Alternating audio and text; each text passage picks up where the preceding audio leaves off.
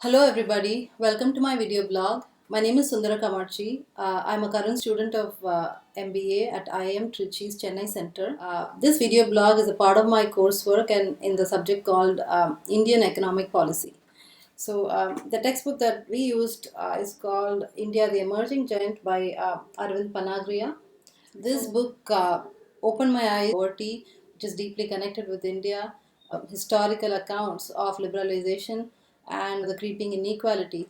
And this author argues that is something that we will have to live with within some bounds, and that poverty alleviation is virtually impossible without liberalization and growth. So, first of all, I believe that there are three areas that India needs to improve if we want to really get ahead of other countries. The first is we will have to significantly invest in agriculture. Thoughts have been shared already. My views are slightly different because I don't believe in large scale industrialization of agriculture, but rather in kind of reviving our traditional methods. Organic and locally sourced produce is actually commanding a premium today. And I feel like Indian farmers are not really jumping on that bandwagon, and they are not enabled to do that because of lack of empowerment. This is a lost opportunity in the market because by on the one hand we are commoditizing what is increasingly becoming rarer and rarer, which is organic and local and sustainable and indigenous skills.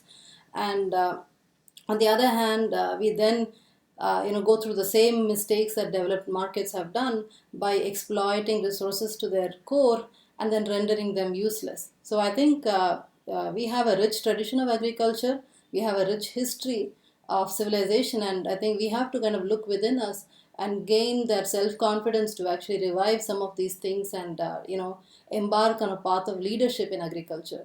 And this cannot be done without energy sufficiency, without looking at renewables, and without looking at sustainable ecological methods and environmental protection. And by that I don't necessarily mean just regulation. I mean actual action and actual guidance on how this can be accomplished, and actual government and non-government bodies that actually help the industry people in actually embracing that path and being a leader. And we see nations like Ecuador, which have actually enacted a legislation where they claim nature to be a living body, which has the right to its cycles and its cycle of renewal. And even if we don't go that far, we still have to acknowledge that we need nature in order to exist, and it's an existential crisis when climate change and substantial damage to the nature, with our rivers drying up and so on, kind of threaten our ecological balance and even our very own survival. So that's a little bit about why agriculture should be our main focus. It being the mainstay of the people also makes sense in terms of numbers and volumes. And I think once we put the dignity and respect and profitability back in the area of agriculture, rural migrations and rural income inequality will substantially diminish. It will stop affecting our urban infrastructure. And that brings me to my second point. India has to play a leadership role, city planning, urban development, because our rural populations are slowly migrating towards the cities, and we have a big opportunity on our hands wherein to be a role model for the rest of the world. And we really have to invest significantly in designing excellent infrastructure. It's not just about mindless expansion and profiteering, it's about sustainability and how we can actually build upon all our years and years of wisdom and take it to the next level. And I think we have to get away from the mindset of just making profits and exploiting resources over to the next level where we think about the future, where we think about what something will look like 20 years from now, and even beyond 100 years. So urban planning and city development and kind of go hand in hand with curbing rural migration. And this kind of and if we start looking at why is there an undercapacity in the cities, and why are all the rural people wanting to migrate, losing their livelihood, as I said, as I talked about agriculture earlier, could be one. The other point is also a better life for the future, and that would be education for their children. So I feel like if we improve the education levels across the country, that would be something that our rural populations and urban population alike would appreciate, and we will have better citizens, we will have better smarter people that don't think only about the now, and that actually have a thinking capacity beyond just their everyday. I believe that education should be free for all, and education should be of the best quality. And I think this is my third point. So, the first one being agriculture, the second one being city planning, and the third one being education. If these three areas are our big focus areas, then I think India will embark on a path of success. But in order to make these three areas work, there are significant improvements that need to be made in the field of law enforcement. And I think law enforcement and quality kind of go hand in hand, because right now we are very good at doing many things somewhat well. And I think we need to change that. We need to look deep, look for our competencies, and do a very good job, in delivering things. And we seem to have lost a certain pride in our work that comes from the dark colonial times of feeling not enough. And I think we have to shake that off and move on to this feeling, to this moment where we are actually doing really well, and we have a fair chance at succeeding. So a lot of innovation can come out of India, provided we start following contracts and following all the laws, respecting environment, uh, giving our best product out there, and then competing fairly. The laws we have are good. And I think which this kind of brings me to the other book that I was referring to. This book is called The Fortune at the Bottom of the Pyramid. This is written by CK Prahlad, and he's a Harvard professor, and he talks about how large corporations have to evolve their business models uh, in order to tap the potential at the bottom of the pyramid. He calls the bottom of the pyramid basically people living around the poverty line.